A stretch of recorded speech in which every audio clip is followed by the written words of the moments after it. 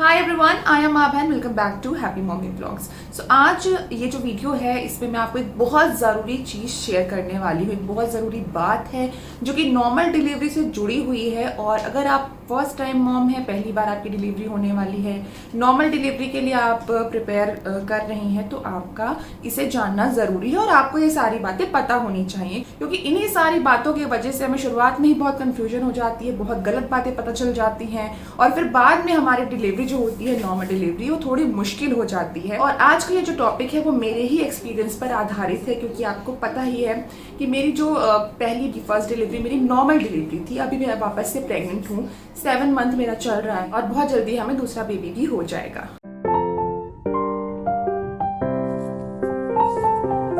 तो मेरी डिलीवरी के टाइम पर क्या क्या हुआ था, लेबर रूम में मैं कैसे पहुंची, लेबर रूम के अंदर क्या क्या होता है, क्या क्या बातें होती हैं, कौन कौन होता है, क्या क्या चीजें होती हैं, इन सभी बातों के बारे में आज मैं आपको सारी इन्फॉर्मेशन खुल करके देने वाली हूँ। सो गाइस, अगर आप पहली बार प्रेग्नेंट हैं, फर्स्ट प्रेगनेंसी है आपकी और नॉर्मल डिलीवरी आपने प्लान करी है, आपके मन में, आपके दिमाग में भी इस तरह की बहुत सारे क्वेश्चन होंगे, बहुत सारी उलझने होंगी जिसका समाधान आप चाहते होंगे और आपने ऑलरेडी इस टॉपिक पे बहुत सारे वीडियोस भी देख लिए होंगे। तो आज मैं आपको जो बातें बताने वाली हूँ वो मैंने पर्सनली एक्सपीरियंस करी है, जैसे कि मैंने आपको बताया है। तो नॉर्मल डिलीवरी के ऊपर मेरा जो एक्सपीरियंस रहा है वो स्टोरी वीडियो भी मैंने ऑलरेडी मेरे चैनल पे पोस्ट किया हुआ है। आप चाहो तो डिटेल में चीजें देखने के लिए वो वीडियो देख सकते हो।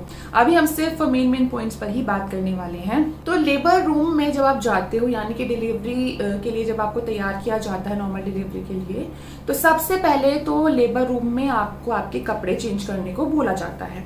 ये बहुत ज़रूरी होता है क्योंकि लेबर एक कंप्लीट प्रोसेस होती है। आप अपने नॉर्मल कपड़ों में लेबर नहीं कर सकते हो और डिलीवरी नहीं हो सकती है। अगर आप किसी अच्छे हॉस्पिटल में हैं तो वहाँ पर आपको एक लेबर की ड्रेस दी जाती है। डिलीवरी के जो ड्रेसेस होती हैं वो ड्रेस दी जाती है। ये ड्रेस फैब्रिक की भी हो सकती है और डिस्पोजेबल भी हो सकती है। मेरे लेबर के टाइम पे मुझे डिस्पोजेबल ड्रेस दी गई थी और एक पतला सा कपड़ा टाइप का वो ड्रेस था जिसे मुझे सामने से पहनना था और पीछे बांध लेना था और फ्रॉक स्टाइल की ये ड्रेस थी। कुछ ऐसे हॉस्पिटल है, जैसे सरकारी हॉस्पिटल है, जहाँ पर ये ड्रेस नहीं प्रोवाइड की जाती है।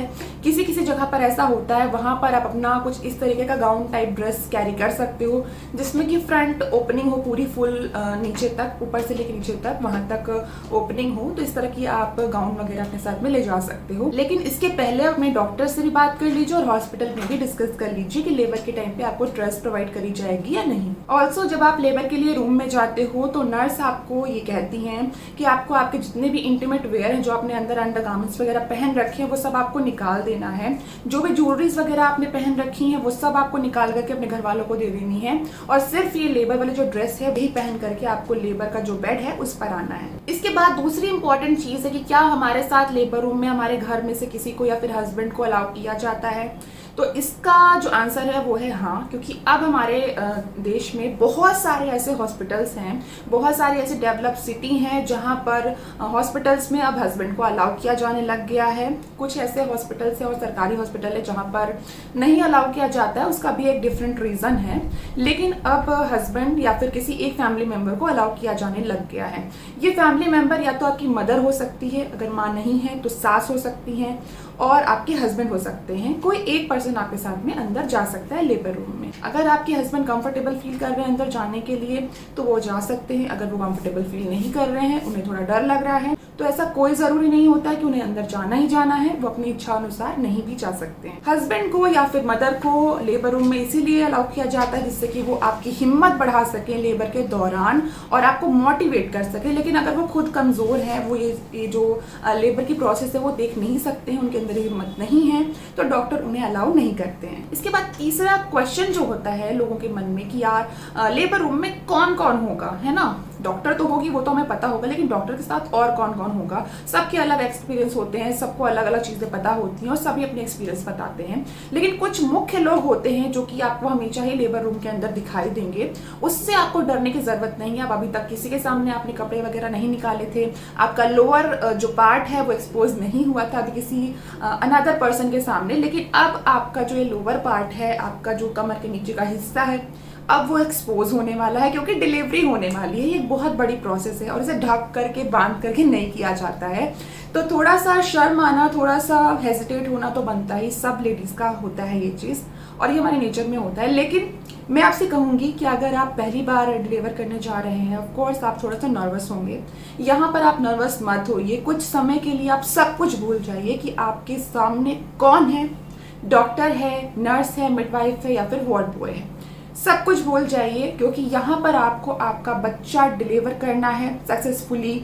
और जब तक आप हिम्मत नहीं रखोगे, आप नर्वस हो जाओगे, तो आप वीक फील करने लग जाओगे, आप डर जाओगे। तो इसलिए आपको हिम्मत बना करके रखनी है और इस बारे में बिल्कुल भी ध्यान नहीं देना है। कोई भी है सामने, कोई दिक्कत नहीं है, आपको सिर्फ अपने बच्चे पर, अपने लेबर पर ही ध्यान देना है। तो लेबर रूम के अंदर एक सीनियर डॉक्टर होती हैं जो कि आपकी डिलीवरी करवाती हैं। उसके साथ में असिस्टेड डिलीवरी के लिए मिडवाइफ होती हैं, नर्सेज होती हैं। हो सकता है कि एक जूनियर डॉक्टर भी हो और एक वार्ड बॉय भी हो। वहीं पर पीडियाट्रिशियन जो होते हैं वो ऑन कॉल बुलाए जाते हैं। जब डिलीवरी एकदम हो जाती है, बच्चा बाहर आने वाला होता है, उस टाइम पर पीडियाट्रिशियन बुलाए जाते हैं, जो मेल भी हो सकता है और फीमेल भी हो सकता है। अब जो वार्ड बॉय होता है, आप सोच रहे होंगे कि ये क्यों होता है लेबर रूम में।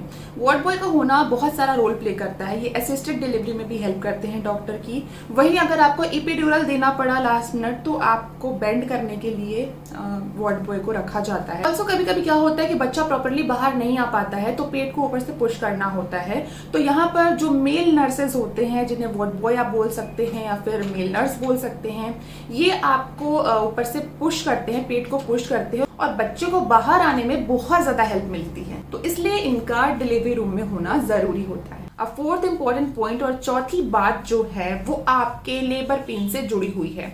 यानी कि जब आपका लेबर पेन शुरू हो जाता है, आप नॉर्मल डिलीवरी के लिए लेबर रूम में ले जाए जाते हो, तो वहां पर आपको मिलता है कॉन्ट्रैक्शन मॉनिटर, जिसमें कि आपका जो लेबर पेन आ रहा होता है उसे मॉनिटर किया जाता है। कितनी कितनी देर में कितना पेन उठ रहा है और कितने इंटरवल पे आपका पेन आ रहा है, ये सब उस पर मॉनिटर किया जाता है। तो आपको वहां पर डरने की जरूरत नहीं है, क्योंकि आपका जो लेबर पेन है वो मॉनिटर करने के लिए वहां पर एक मशीन लगाई गई है, जिसे कि आपके पेट पर लगाया जाता है। और एक स्क्रीन होती है, लैपटॉप जैसी एक छोटी सी स्क्रीन होती है, जहां पर कॉन्ट्रैक्शंस का जो इंटरवल होता है और जो इंटेंसिटी होती है वो वहां पर स्क्रीन पर दिखाई देती है, जिसे डॉक्टर मॉनिटर करते हैं और चेक करके आपको अकॉर्डिंगली पुश करने के लिए बोलते हैं कि अभी पेन आ रहा है, वो देखते जाते हैं और उसी पेन के अकॉर्डिंग वो आपको पुश करने के लिए बोलते हैं। तो वहां पर जो लेबर की प्रोसेस है ना, वो बहुत आसान हो जाती है। फिफ्थ पॉइंट है पेन को बढ़ाना, यानी कि पेन को इंड्यूस करना। अब क्या होता है कि आपको पेन आ तो रहा होता है, लेकिन पेन की जो गति होती है, जो इंटेंसिटी होती है, वो इतनी ज्यादा नहीं होती है जितनी कि लेबर के लिए रिक्वायर्ड होती है। तो यहाँ पर आपको पेन इंड्यूस करने के लिए इंजेक्शन दिए जाते हैं। 1 या 2 इंजेक्शन आपको दिए जाएंगे और उसके थ्रू आपको पेन इंड्यूस किया जाएगा, यानी कि जो आर्टिफिशियल पेन होता है वो दिया जाएगा। पेन जल्दी जल्दी आने लग जाएगा, आपको तेज आने लग जाएगा और आपको इस पेन की वजह से लेबर में, यानी कि आपकी डिलीवरी में बहुत ज्यादा हेल्प मिलेगी। छठा इंपॉर्टेंट पॉइंट और जरूरी बात जो है कि आपके लेबर रूम में जब आप जाते हो तो वहां पर आपको असिस्टेड डिलीवरी से रिलेटेड सारी चीजें उपलब्ध होती हैं, वहां मिल जाती हैं। अगर कभी बाय चांस अगर आपका बच्चा पूरा बाहर नहीं आ पा रहा है, तो उस केस में डॉक्टर को एक वेजाइनल कट देना पड़ता है, जो कि एनस और वेजाइना के बीच में जो स्किन होती है वहां पर वो कट दिया जाता है। इसे हम असिस्टेड डिलीवरी कहते हैं। हो सकता है कि कभी बच्चे का हेड सर्कम्फ्रेंस ज्यादा हो, बच्चा का सर बाहर नहीं आ पा रहा है पूरी तरीके से, तो डॉक्टर वैक्यूम का भी इस्तेमाल करते हैं। तो ये चीज भी वहां पर अवेलेबल होती है। अब वजाइनल कट ऐसे ही नहीं दे दिया जाता है। जब बच्चे का सर बाहर आने लगता है और बिल्कुल दिखाई देने लगता है कि बच्चा बिल्कुल बाहर आने ही वाला है, लेकिन उसका सर का जो सरकमफ्रेंस है, सर की जो चौड़ाई है, आकार है, वो थोड़ा बड़ा है कि वो नॉर्मली बाहर नहीं आ सकता, ऐसे केस में ही डॉक्टर वहां पर आपको एक लोकल एनेस्थीसिया देते हैं एनस एंड वेजाइना के बीच में, और उसके बाद में वो आपको कट लगाते हैं, जिससे कि बेबी बहुत आसानी से बाहर आ जाता है। 7th पॉइंट में, यानी कि जो लोगों के मन में एक बहुत बड़ी दुविधा होती है कि डॉक्टर्स कैसे होंगे, कैसे बिहेव करते होंगे लेबर रूम में हमारे साथ में, जो प्रेग्नेंट लेडीज आती है, क्या बहुत डांट पड़ती है, क्या बहुत चिल्लाती हैं नर्सेज। तो ऐसा कुछ नहीं होता है। कुछ ऐसे वियर्ड हॉस्पिटल हैं जहां पर बहुत बुरी तरीके से रिएक्ट करते हैं नर्सेज एंड डॉक्टर, लेकिन हर जगह ऐसा नहीं होता है। किसी किसी के साथ में ऐसा हो सकता है। अदरवाइज डॉक्टर बहुत पोलाइट होते हैं, नर्सेज बहुत पोलाइट होती हैं, जो मिडवाइफ होती हैं वो बहुत हिम्मत देती हैं आपको, अंदर आपको इनकरेज करती रहती, डॉक्टर आपको इनकरेज करते रहते हैं, बोलते रहते हैं लगातार कि अब आपको पुश करना, you can do it, you can do it. इस तरीके से डॉक्टर आपको मोटिवेट करते ही रहते हैं। कुछ हॉस्पिटल में जहाँ पर डॉक्टर डिलीवरी नहीं करवा पाते, वहाँ मिडवाइफ होती है, फिर जूनियर डॉक्टर होते हैं, वहाँ पर भी आपको बहुत अच्छा एनवायरनमेंट मिलेगा। यहाँ पर थोड़ा हमें इरिटेशन इसलिए होता है क्योंकि हम लेबर में होते हैं, हम दर्द में होते हैं, हमें समझ में नहीं आता है। तो कभी कभी जब डॉक्टर तेज बोलते हैं ना कि नहीं you can do it, what are you doing, तो इस तरह की जो वर्ड्स होते हैं तो हमें बहुत बुरे लगते हैं कि डॉक्टर हमें डांट तो नहीं रहे हैं, हमें चिल्ला तो नहीं रहे हैं, बट एक्चुअली वो चिल्लाते नहीं हैं, वो आपको मोटिवेट करने की कोशिश करते हैं कि किसी तरीके से आप हिम्मत नहीं हारो और आप लेबर में लगे रहो, आप पुश करते रहो और अपनी हिम्मत बनाए रखो। तो ये बात तो अपने दिमाग से आप बिल्कुल निकाल दीजिए कि आपको डांट पड़ने वाली है लेबर रूम में। 8th इम्पॉर्टेंट पॉइंट है कि जब आप लेबर के लिए रूम में लेके जाए जाते हो तो डॉक्टर वेट करती हैं कि आपका जो सर्विक्स है, यूट्रस है, वो 10 सेंटीमीटर तक डायलेट हो जाए, यानी कि गर्भाशय का जो मुख है वो 10 सेंटीमीटर तक बड़ा हो जाए। 10 सेंटीमीटर मतलब इतना बड़ा, आपको इतना बड़ा पूरा एक जगह होती है जो ओपन होना होता है। तो जब तक इतना बड़ा नहीं होता है, 10 सेंटीमीटर डायलेट नहीं होता, तब तक डिलीवरी नहीं पॉसिबल होती है। वही डॉक्टर वेट करती हैं कि आपका वाटर ब्रेकेज भी हो जाए। अगर आपका वाटर ब्रेकेज नहीं होता है, आपका यूट्रस 10 सेंटीमीटर डायलेट हुआ है या नहीं, ये चेक करने के लिए डॉक्टर आपको या फिर मिडवाइफ जो होती हैं वो आती हैं और आपको मैनुअली चेक करती हैं। वजाइना के अंदर वो अपना हाथ डालती हैं, 2 फिंगर या 3 फिंगर टेस्ट जो होता है उसमें वो अपना हाथ इंसर्ट करती हैं और वो चेक करती हैं कि कितना आपका यूट्रस, आपका सर्विस डायलेट हुआ है।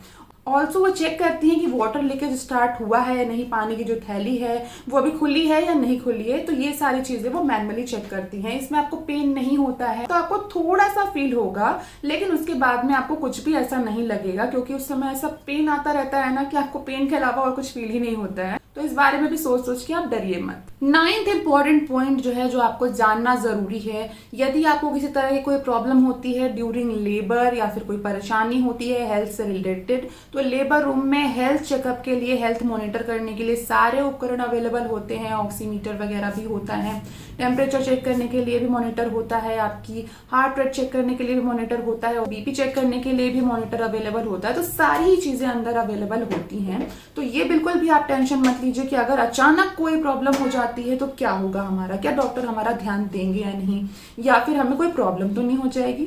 आपको कोई प्रॉब्लम नहीं होगी क्योंकि सारी चीजें हॉस्पिटल में लेबर रूम के अंदर अवेलेबल होती हैं। अगर स्टिल आपको कोई कंफ्यूजन होती है तो आप एक बार डॉक्टर से बात कर लीजिए कि लेबर रूम में क्या क्या चीजें प्रोवाइड की जाएंगी। वही 10th इम्पॉर्टेंट पॉइंट है जो कि बहुत जरूरी है, जो कि डॉक्टर आपको पहले ही बता देते हैं लेबर से पहले ही, लेकिन अगर आपको डॉक्टर नहीं भी बताते तो भी आपको ध्यान में रखना है। आपको डिहाइड्रेशन नहीं होना चाहिए, इसलिए डॉक्टर आपको एक आईवी ड्रिप भी लगाते हैं जो कि साथ के साथ लगी होती है जब आपका लेबर हो रहा होता है। इसके बाद भी डॉक्टर आपको पानी पीने के लिए बोलते रहते हैं। तो अगर नर्स होगी तो वो आपको पानी पिलाती रहेगी बीच बीच में। अगर आपके हस्बैंड है तो वो आपको पिला सकते हैं, या फिर आप खुद भी डिमांड कर सकते हो कि नहीं मुझे प्यास लग रही है, मुझे पानी चाहिए। क्योंकि जब लेबर का पेन आता है तो थोड़ी सी सांस चढ़ती है, घबराहट शुरू होती है और एकदम से माउथ ड्राई होने लगता है। ऐसे में अगर आप पानी की एक सिप ले लेते हो ना तो घबराहट कम हो जाती है और आपको लेबर पेन में पुश करने में भी बहुत आसानी मिलती है। सो गाइज, ये तो थी 10 जरूरी बातें, 10 इंपॉर्टेंट पॉइंट्स जो कि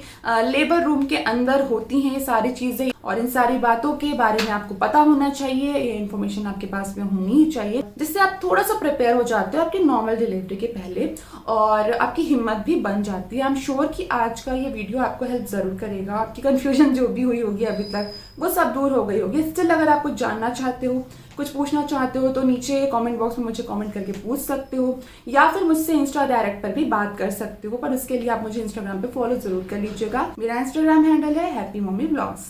अब वीडियो खत्म करने से पहले मैं एक बार फिर से आपको ये कहना चाहती हूँ कि अगर आपने नॉर्मल डिलीवरी के लिए प्लान किया है, आपकी नॉर्मल डिलीवरी होने वाली है, तो आप बिल्कुल अपने मन को पक्का कर लीजिए, अपनी हिम्मत बना करके रखिए। क्योंकि अगर आपने हिम्मत बना ली, अपनी हिम्मत रखी, तो कोई ऐसी चीज नहीं है जो कि इस डिलीवरी के बीच में आएगी और बहुत आसानी से आपकी जो नॉर्मल डिलीवरी है ना वो भी हो जाएगी। एंड बिलीव मी, जब अपने बच्चे को अपने हाथ में लोगे ना तो उसके बाद आपको डिलीवरी वाली जितनी भी चीजें हुई होंगी ना वो सब भूल जाएंगी। So guys, this is it and I am sure आज का ये वीडियो आपको हेल्प जरूर करेगा। प्लीज इसे शेयर करना मत भूलिएगा, जिससे आपकी तरह और भी बहुत सारी मम्मीज की हेल्प हो पाएगी। और मैं मिलती हूँ वापस मेरे नेक्स्ट वीडियो में। Stay happy and bye bye.